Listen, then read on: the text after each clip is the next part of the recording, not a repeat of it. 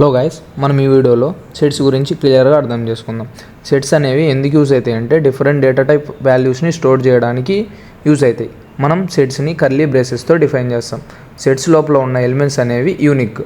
అయినా రిపీట్ అయినా మనం దాన్ని ప్రింట్ చేసినప్పుడు రిపీట్ అయిన ఎలిమెంట్స్ అనేవి ఆటోమేటిక్గా రిమూవ్ అయిపోతాయి. సెట్ లోపల ఉన్న ఎలిమెంట్స్ అనేవి మస్ట్ బి ఇమ్యూటబుల్. మనం ఏ ఎలిమెంట్స్ని పాస్ చేయొచ్చు?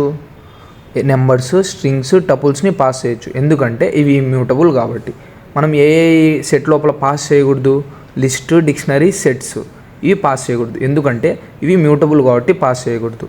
మనం సెట్ లోపల ఉన్న ఇమ్యూటబుల్ ఆబ్జెక్ట్స్ అనేవి మనం చేంజ్ చేయలేం. Creating sets curly braces use చేసైనా మనం సెట్ని క్రియేట్ చేయొచ్చు. సెట్ ఆఫ్ అనే ఫంక్షన్ని యూస్ చేసైనా మనం సెట్ని క్రియేట్ చేయొచ్చు. No duplicate items are allowed.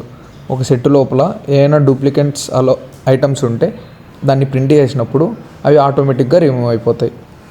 Set అనేది మ్యూటబుల్. సెట్ లోపల ఉన్న ఎలిమెంట్స్ అనేవి ఇమ్యూటబుల్. సెట్ మ్యూటబుల్ కాబట్టి మనం దాని లోపల ఉన్న ఎలిమెంట్స్ అనేవి చేంజ్ చేయొచ్చు ఆఫ్టర్ క్రియేషన్ ఆల్సో.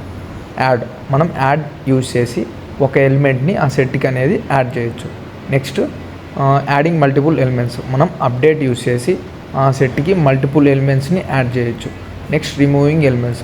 మనం డిస్కార్ట్ అనేది యూజ్ చేసి మనం ఆ సెట్ లోపల ఏదైనా పర్టికులర్ ఎలిమెంట్ అనేది రిమూవ్ చేసేయచ్చు. Operations on sets. మనం క్లియర్ మెథడ్ యూజ్ చేసి ఆ సెట్ మొత్తాన్ని క్లియర్ చేయొచ్చు. ఇక్కడ చూడండి, ఎస్ అనే ఒక సెట్ తీసుకున్నా, ఎస్ డాట్ క్లియర్ దాన్ని ప్రింట్ చేస్తే ఎంటీ సెట్ అనేది అవుట్పుట్గా వస్తుంది. Next length of function. మనం లెంత్ ఫంక్షన్ యూజ్ చేసి ఆ సెట్ లోపల టోటల్ ఎన్ని నెంబర్ ఆఫ్ ఎలిమెంట్స్ ఉన్నాయో ప్రింట్ చేయొచ్చు. Next iterating through a set use చేసి మనం ఆ సెట్ లోపల ఉన్న ప్రతి ఎలిమెంట్ని ప్రింట్ చేయొచ్చు. Set operations in Python. Union ఏం చేస్తుందంటే ఏ సెట్లో బి సెట్లో ఉన్న ఎలిమెంట్స్ అన్నిటినీ కంబైన్ చేస్తుంది. నెక్స్ట్ ఇంటర్సెక్షన్ ఏం చేస్తుందంటే ఏ సెట్లో బి సెట్లో ఉన్న కామన్ ఎలిమెంట్స్ని మాత్రమే ఫైండ్ చేస్తుంది. నెక్స్ట్ మనం డిఫరెన్స్ యూజ్ చేసి బిలో ఉన్న ఎలిమెంట్స్ ఏలో ఉంటే అవి రిమూవ్ చేసేయచ్చు. దీనికి అవుట్పుట్ 1, 2 వస్తుంది, ఎందుకంటే బిలో ఉన్న ఎలిమెంట్స్ ఏలో ఏం లేవు. నెక్స్ట్ సిమెట్రిక్ డిఫరెన్స్ అంటే సింపుల్గా యూనియన్ మైనస్ ఇంటర్సెక్షన్.